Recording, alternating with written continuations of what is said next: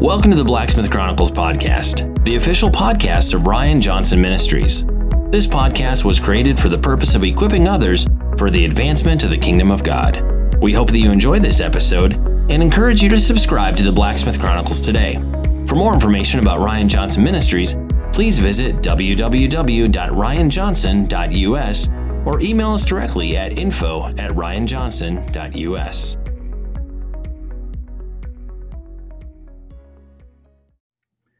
Hey guys, welcome to the Blacksmith Chronicles podcast. This week, our special guest is someone I'm very excited about.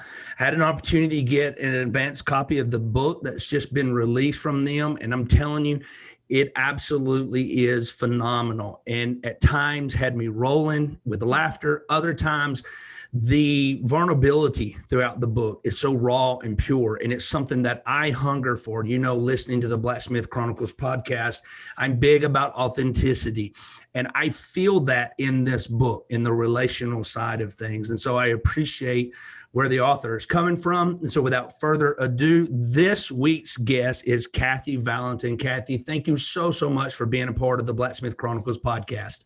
Thanks for having me. I really appreciate it. For those that may not know who you are, may not be familiar with your work, the ministry, your life, what you're doing, give us a little bit of a background of who Kathy Vallotton is. Well, I'm Chris Vallotton's wife. We've been married for almost 46 years now, and we've been together for 51 years, which I'm still having a hard time believing that and letting that sink in. How could I be that old? We co-pastor Bethel Church of Redding in Redding, California. My husband and I came to Bethel to start the School of Supernatural Ministry. So that's basically what we're doing right now. I'm the co-director of that and co-founder of that, of the school, and on the senior leadership team with my husband and several other people.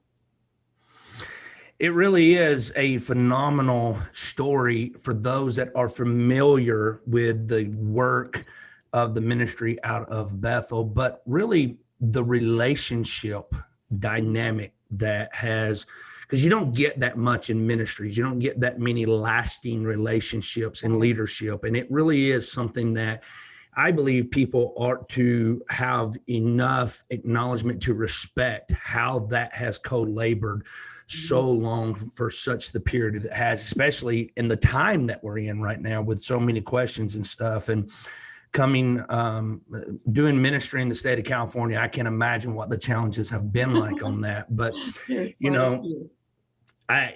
and absolutely amazing to hear how many years you and Chris have been married. I think that is something that needs to be applauded as well, because we don't get many stories like that. My wife and I, this November, we're celebrating 25 years.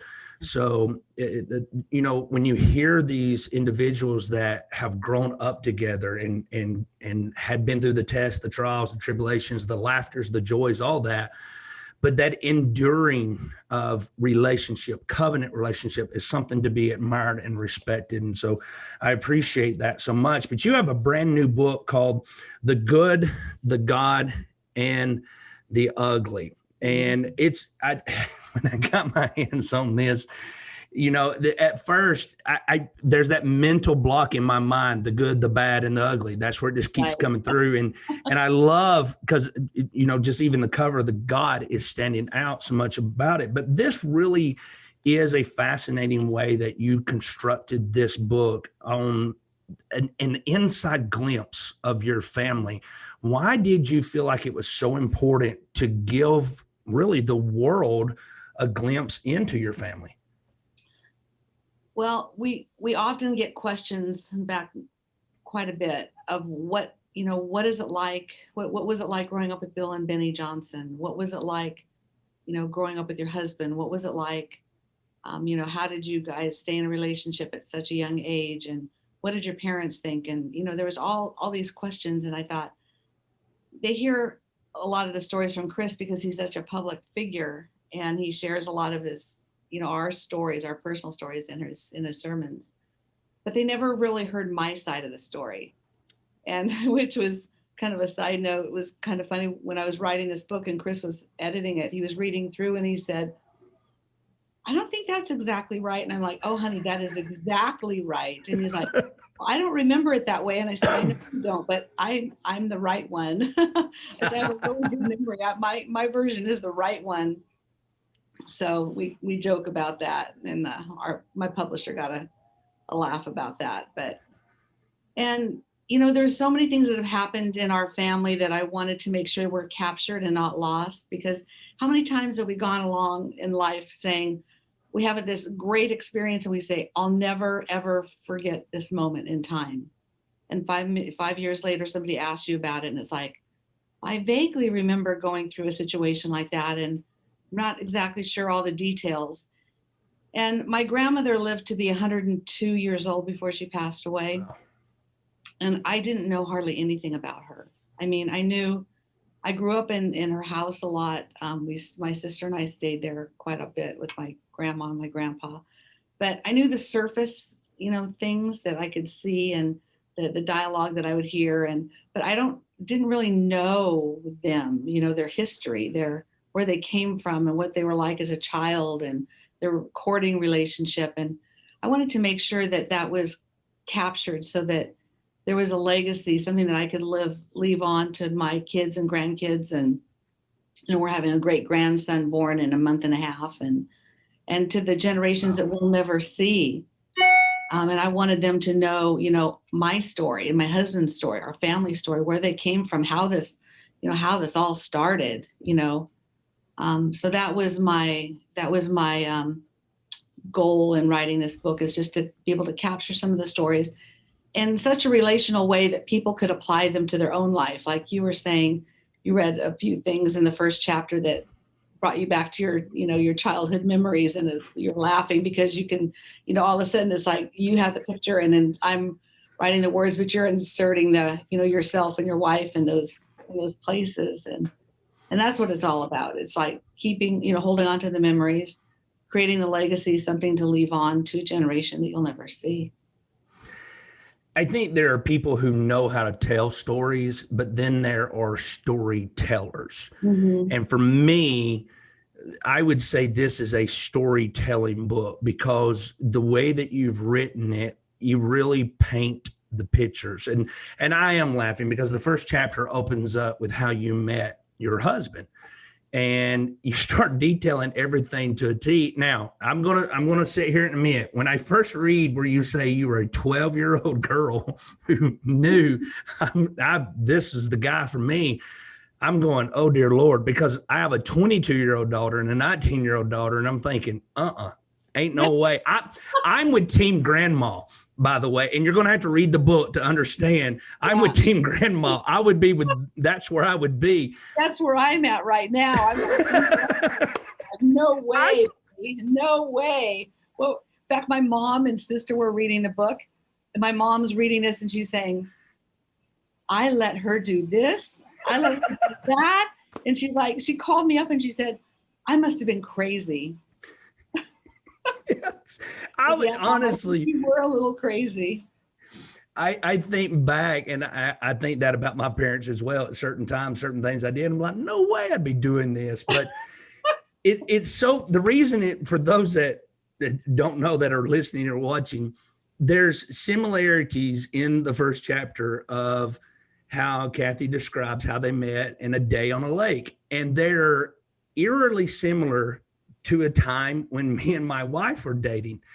And I pulled the card, that I was going to try to show off and all this and everything. And that's what owned me, because as you are describing the lake day, and everything that was going on, I'm going, oh my gosh, this was my life. Except I was closer to Chris's age, but yeah. And at that time, and I'm just rolling. I am just absolutely rolling, laughing at this whole picture. That's where I grew the appreciation for the way, because when I go on and I start reading, and I think, and I'm trying my best not to give too much out of this, but how you articulate the move, the transition into the mountains and stuff, and what you had to endure and experience. At the same time, I'm thinking, I've kind of pulled that my wife a couple of times, and I'm wondering what she's thinking back now in those moments as well. And I think that's what I really fell in love with this because here's what I want to ask. Those are such private moments of struggle and hardship. And because at the time you articulate, which Chris has been very outspoken about it, it was the early days of the panic attacks, but you didn't realize the fullness of it. Right. And there's so much unknown. Why would it, looking back all these years, why was it so important for your version of that? Because he has been very vocal. Did you feel like it was something that a lot of wives, moms, they find themselves struggling in dealing with certain situations, and you needed to give that point of view, or is it something else? No, I think I really needed to give that point of view. And when you know, we go through a situation and a circumstance, we are so in the moment and our eyes are focused on me, myself, and I, you know, and what we're going through at the moment, that you have no idea what's going on around you, especially if you're going through something like what Chris went through. And so his take on what the way he was feeling was completely accurate on his side. But I saw, it's like looking at a car. You know, somebody was to ask you, describe this Corvette.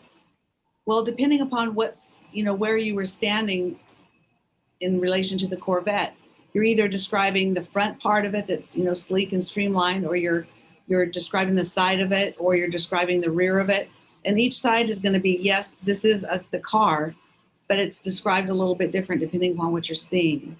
And so I just felt like I needed to help women and men with another perspective and another outside opinion on what it's like to be in the middle of the trenches when you're not the person that's actually going through the problem. And to be able to, you know, give people hope, because, you know, one of Chris's best-selling books is Spirit Wars, and it was all about his breakdown. And that was probably the hardest book for Chris to write. Our son was going through a divorce in the middle of him writing this, and it was bringing back so many memories that I think he quit writing it probably 20 times, just because he didn't think he'd be able to get through it. But, you know, I was able to go through that with him with hope in my heart, knowing that he wasn't going to stay there, that he was going to make it through this dark spirit, into dark place in the soul, dark moment of the soul. And I was not going to let him stay there. And so I was looking at his condition through different eyes. So I think it was important to have both sides of the story told. As I was reading that, and I was picturing that moment, you're still a very young wife, young mother. Mm-hmm. This is before Google and where we could ask WebMD, you know, kind of what's going on. If you were to be able to look back at that moment, is there something that you could tell yourself now, but you would tell yourself then about how to get through that process? Because that's what was going through my mind, because I think a lot of times we depend too much on trying to search for an answer instead of really, truly being in that moment to be the helpmate, to be the, you know, person that's the encouragement, the hope, whatever the case may be. Is, as you was reliving this and writing this, was there something that you thought, man, if I could go back and tell myself this, it would be that? It may not be anything, but I just wondered as I was reading it, because I think a lot of times we get stuck in going, man, if I could go back and tell myself one thing, it'd be this. Yeah, honestly, for me, I didn't feel that way. And it may be my upbringing. When I was really little, my mom she would have about 50 seizures a month. She was severely epileptic. And my dad was working all the time, so he wasn't around. And in the time that I can remember, I would take care of her. She would have a seizure, and I would stay home from school. At 5 and 6 years old, I can remember back. Wow. Just trying to help her through all this, and taking care of my sister that was 4 years younger than me. So I had a lot of responsibility. And I think that's probably why I started dating so young and got married at 17. And I just was pretty responsible. I had a full-time job, plus I skipped a year of high school so that Chris and I could get married earlier rather than waiting until I was 18.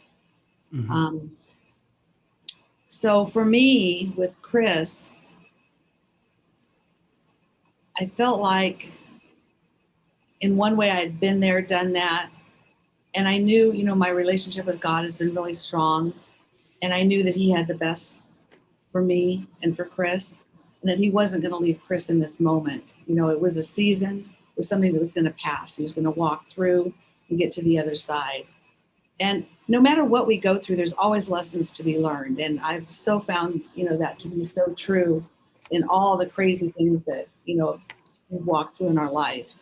They've made both myself and my husband and my family stronger because of it. I'm not saying I'd want to repeat it again, but there's always, things to glean from situations that we're walking through. And one of the things I can remember, in fact, even before Chris and I got married, we made a vow to one another that if one person was down, depressed or whatever, hurting, the other person would not be. And so we've always been there for each other. And, I was extremely pregnant during Chris's nervous breakdown and sicker than a dog. Every 20 minutes I was throwing up through my whole entire pregnancy. But yet Chris was the one that needed the help. He needed the strength. And so I was, trying to give him as much as I possibly could during that time, and just, reassuring him that this is a season. It's not going to stay. You're going to walk through this. As I go through the valley of the shadow of death, that's what it felt like for him. And I was not going to let him sit down there. So for me, I was more of an encourager and an exhorter, holding his hand, sometimes pulling him through, sometimes pushing him through different parts of that season. I think it's honestly, it's a beautiful picture of how the Father is always pushing us and encouraging us and stuff, because I've heard bits and pieces of that testimony before, but when you share about how going to church was a challenge, because if you couldn't sit in a certain seat at an exit row and be able, that really gave me a new understanding of how severe this was affecting him, but not only that, affecting marriage, because that's challenging. To have to be that methodical in every aspect of life. So I think that's what, to me, I really appreciate your viewpoint of this, of what it was like in that, because little things like that just really caught my attention. But I had to mark this, because in those, I'm encouraging everybody, you got to get a copy of this book, just because I think what you're going to find, for everybody that's listening and watching, you're going to find yourself in a lot of this, even though it's someone else's story, because of the way that it's written. And I love this one little piece right here. Of course, you're going to know who I'm talking about. I won't give all the details, but you said we all need a Paul in our life, a person who is not afraid to speak the truth or hurt our feelings. Why is that kind of individual so important? Because we live in a time right now where everybody's offended at every little thing. And we don't want to hear the truth. We want to hear our version of truth. But this man was so instrumental in your life at a key moment, who was not afraid to speak the truth and not afraid to hurt your feelings in that. Why do you feel like it was so important for you to elaborate on that? Because everybody needs a person like that in their life. If you're a person that can only swallow the kudos, then your life is pretty shallow. And if you're going to make anything that's a significance of yourself, you're going to need to be able to hear the things that hurt, because that's what causes us to grow. And, that was part of the good, the God, and the ugly. There was a lot of ugly stuff that happened, things that we didn't want to have to look at, things that we didn't want to have to face or admit about ourselves. But if you don't look at the ugly in your life, it can never become beautiful. Wow. That's really,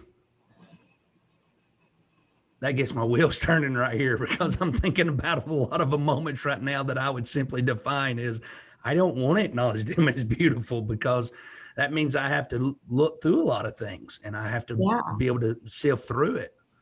Yeah. But God doesn't want us to stay where we are right now.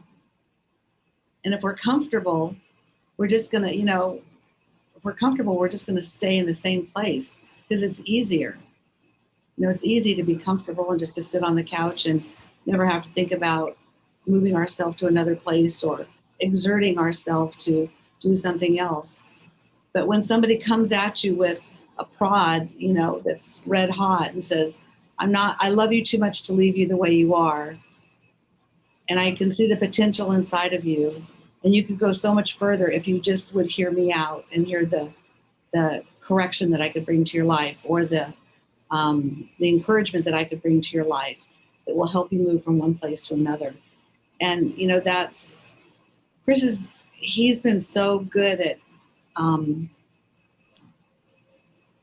well, first of all, telling on himself.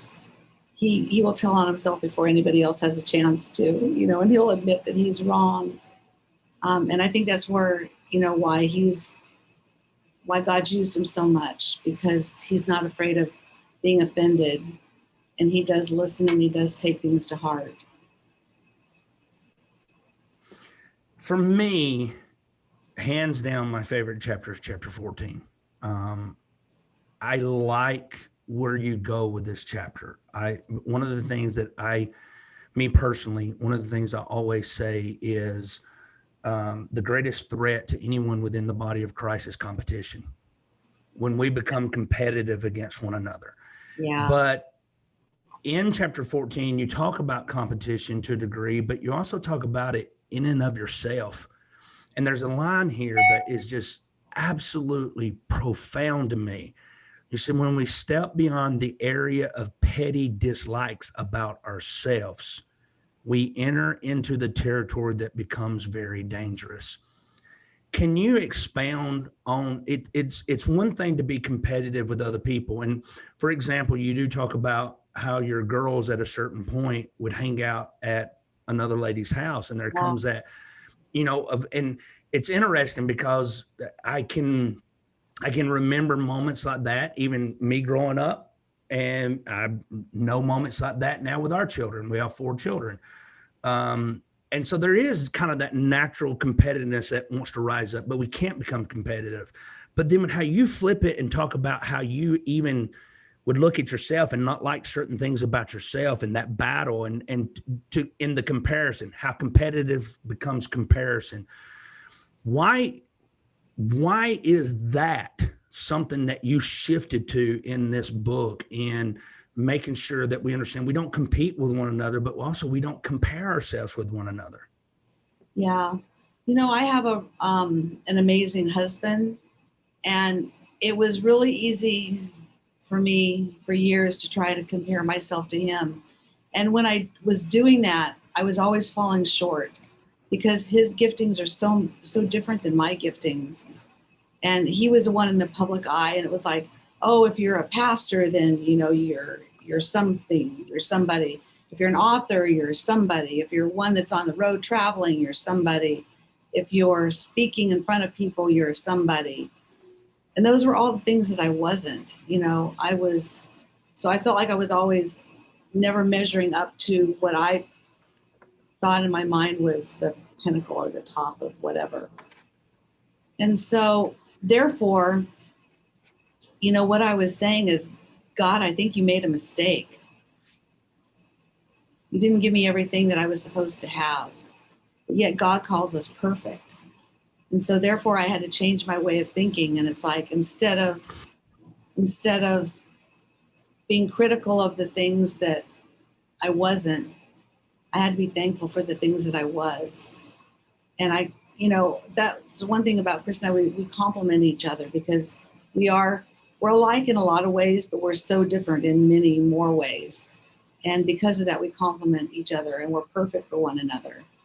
And everybody needs to be happy in their own skin. Of course, there's always things that you don't like about yourself, or that you wish you wouldn't do, or you would do. But you have control over those. You can change those things. If you're gaining too much weight, well, just get on a treadmill, walk around the block a couple times, park further away from the store. If you, there's just things that you can do for yourself and about yourself to help get yourself to a place you want to be. But the self-comparison to other people, that's really destructive. And it's not good. It's not helpful, because the enemy really has you in a trap, because then it becomes a me, myself, and I, and everything, all your attention is self-focused instead of directed out towards what can I do for somebody else, or how is God going to use me in this situation? I know my voice definitely gives it away. I'm originally from the state of Alabama, but I live in Tennessee. So in the deep South, when we first started serving the Lord in ministry, everyone wanted to know if my wife played the piano and sang.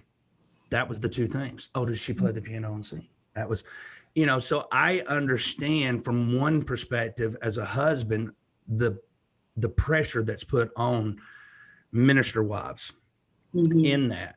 But I'm curious, because here you're co-laboring with a very prominent pastor, a very well-known pastor, and his wife. And you and Chris are very prominent in stuff.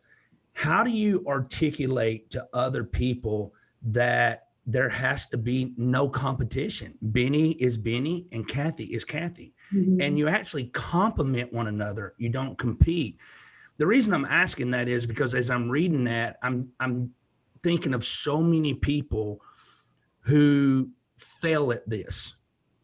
And it becomes a vicious cycle of, well, my wife does this better, or my husband does this better, or so on and so forth. And, my wife's very quiet, and she doesn't, get up and teach in front of places. She spoke at small groups and stuff, but I don't pressure my wife to. Other people pressure her and stuff. Is there something that you can say, and I'm saying this to young couples in ministry that maybe 10 years and under, that you could say to them about why it's so important to be not as competitive as leaders, but embracing what makes you so different? Yeah, I think when we take on that competition or put competition on top of somebody, or comparisons to one another, we're actually strapping them. We're binding their hands or strapping their feet so that they can't really move, because you're trying to create them into a person that they aren't. And they'll never succeed, and you'll never succeed. And, we can feel it when there's certain expectations. And the guys have been really, really gracious about, even publicly saying, don't expect, Kathy to get up here and preach every Sunday, or Benny to do this. That's not who they are. It's not what they do. And that's not where they feel comfortable at.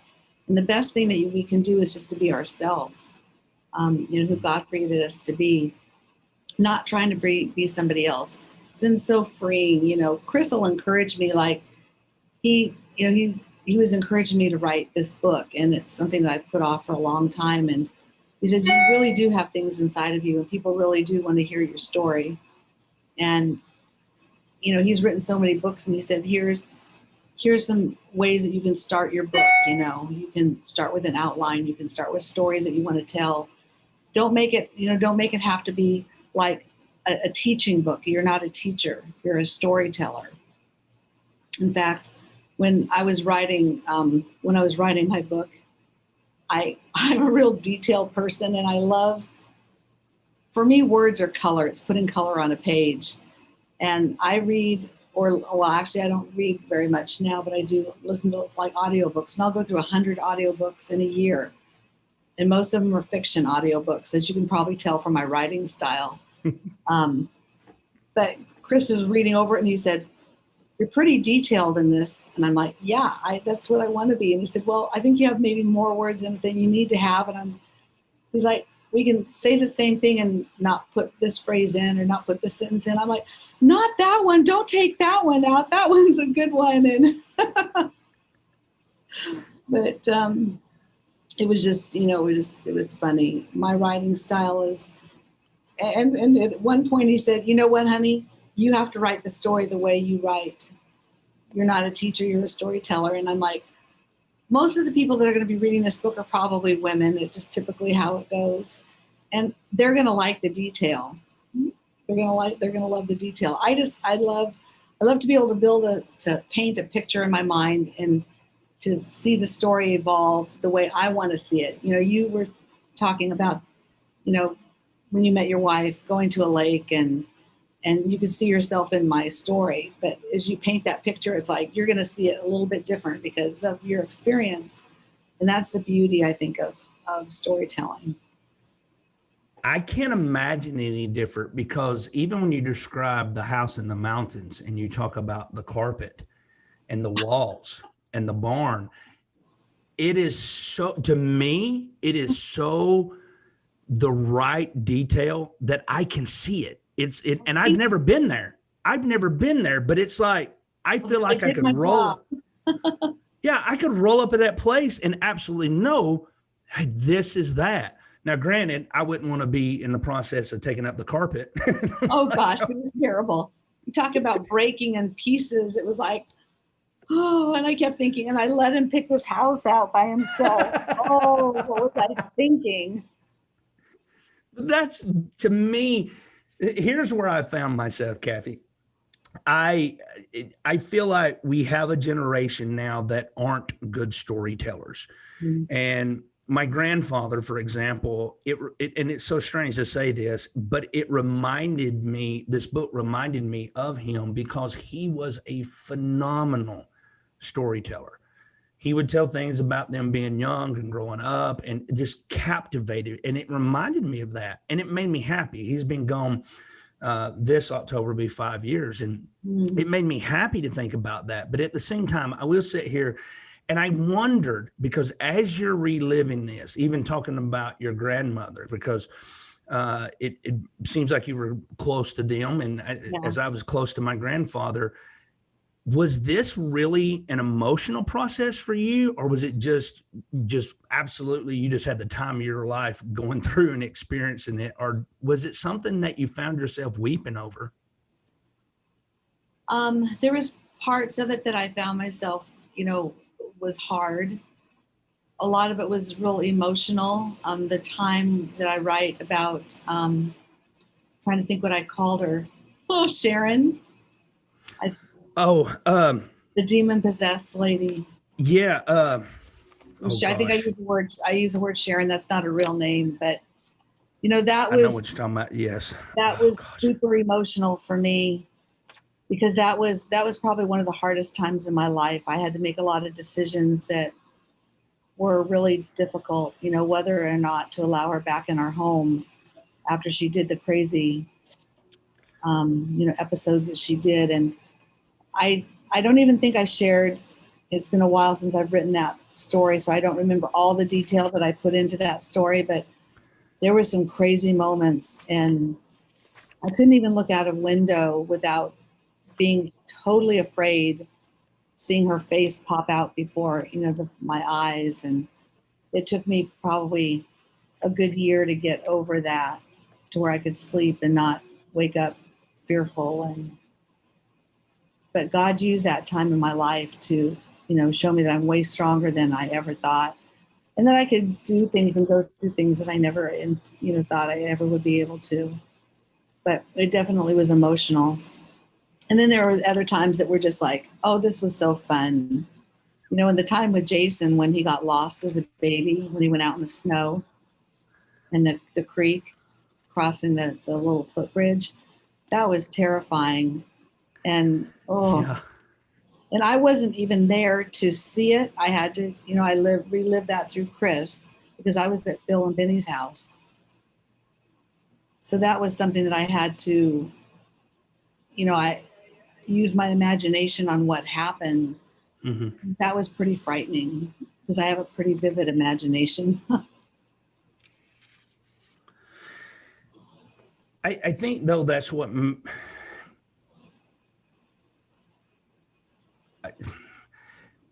I think, unfortunately, because social media has given us a lot of glimpses but at the same time, social media has given us a little bit of a false expectation of how individuals are.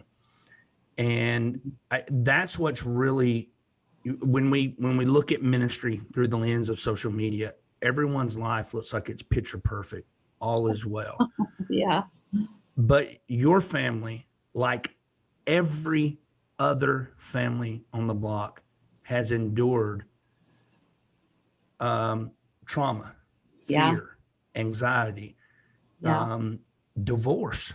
You go in detail about everybody coming together to help your son when, you know, he's raising these young children and stuff and everything. And I think that's, to me, is really it's a moment where I'm going, wow, they're really being vulnerable right here. They're allowing people to peer into the eyes of a family that a lot of people know your husband really well. A lot of people know you really well. A lot of people know Bethel very well. But it's such a valuable glimpse of the enemy is going to go after everyone. Everyone. No one gets a pass because they go to Bethel. No one gets a pass because they're Chris or Kathy Vallotton. No one gets a pass because they do everything exactly right. There are things that are going to come, and that's what, even in all these stories that you tell, even all these moments, I love how you're ending these chapters in, but here's what God said. And here's what God showed me. Here's what God revealed to me. Even the moment when you're standing in the service and you hear the Lord speak to you and say, how do I see you? And you talk about how he talks about how beautiful you are, and he wraps his arms around you. And what really caught me is how that moment took you back to being a child playing dress up and tea party. And I thought, for that one moment, I thought, you know, here you are as an adult. And I think every adult has these moments where we second guess everything.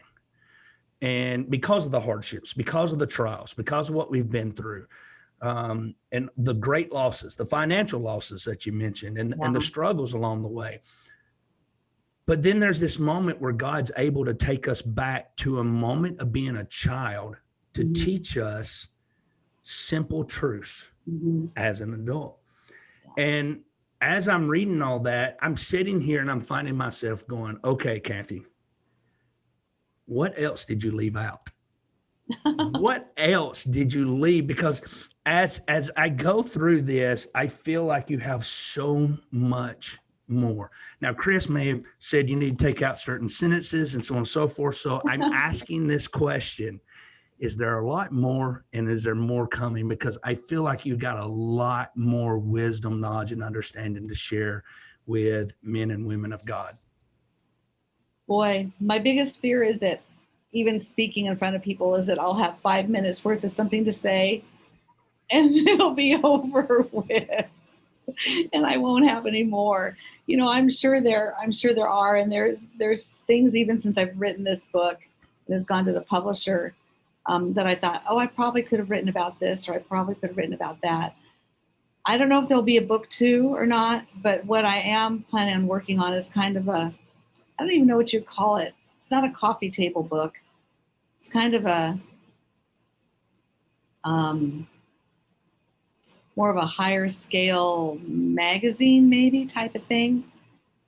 I think I'm going to call it Bites and Pieces or something like that, because I love cooking, and I do a lot of catering and creating recipes and feeding multitudes of people. The largest I've catered for was 600.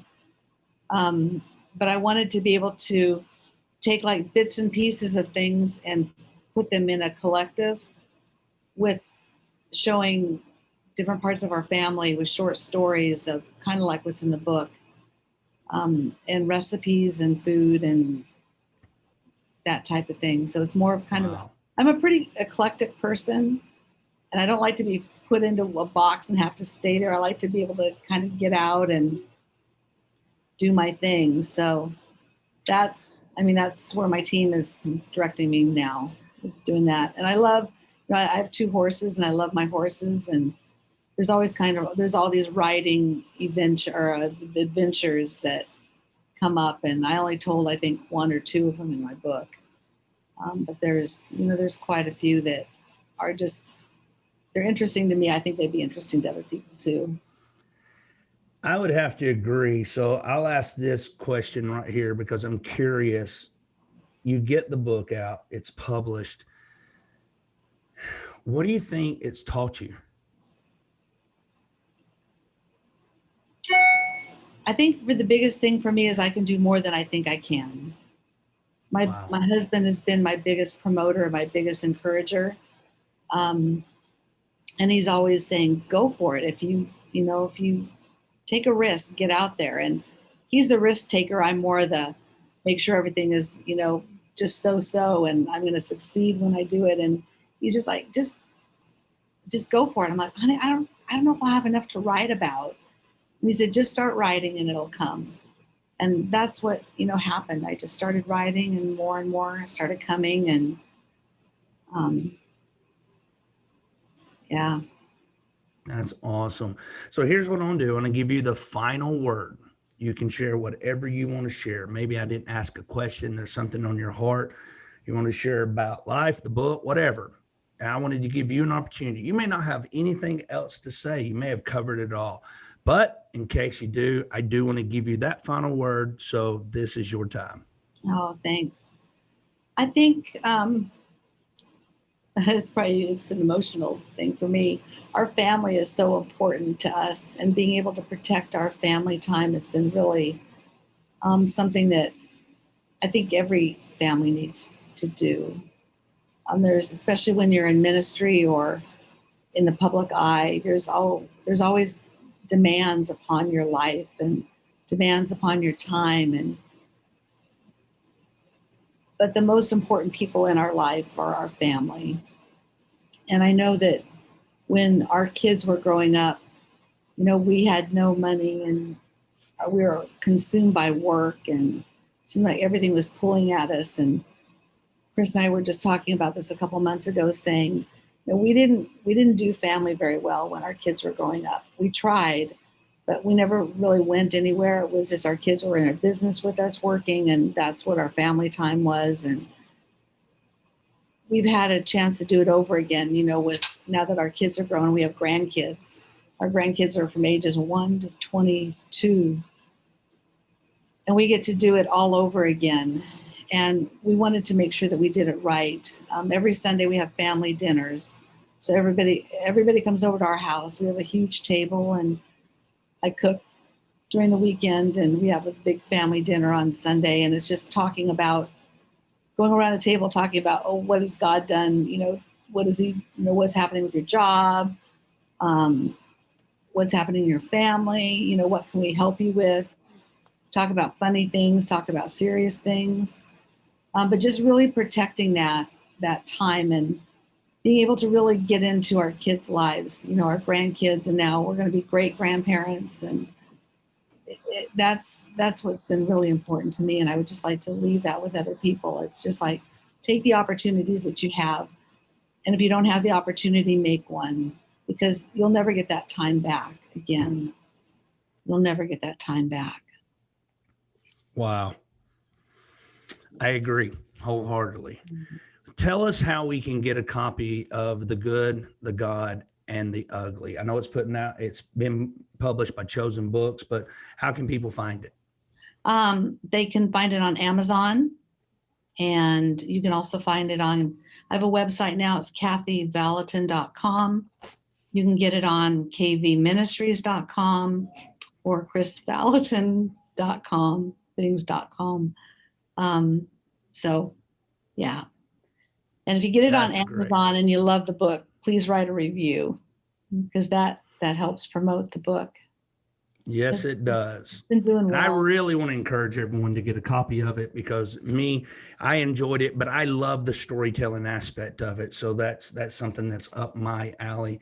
I think many people enjoy it. I think young couples in ministry really need to get their hands on this, because people remember stories. You can feed a person a lot of information and a lot of teachings, And sometimes it's so overwhelming, it goes in one ear and out the other, not because they're not listening, but there's so much information where a story, you relate to it and you remember it. Really, really well done. Kathy, thank you so much for joining the Blacksmith Chronicles podcast. I sincerely appreciate you taking the time to be a part of it. Thank you, and thanks for having me on. For everyone else, I genuinely pray that this episode has encouraged you, it has equipped you, and it has challenged you to further advance the kingdom of God. Until the next episode, guys, we love you and be blessed in the name of Jesus.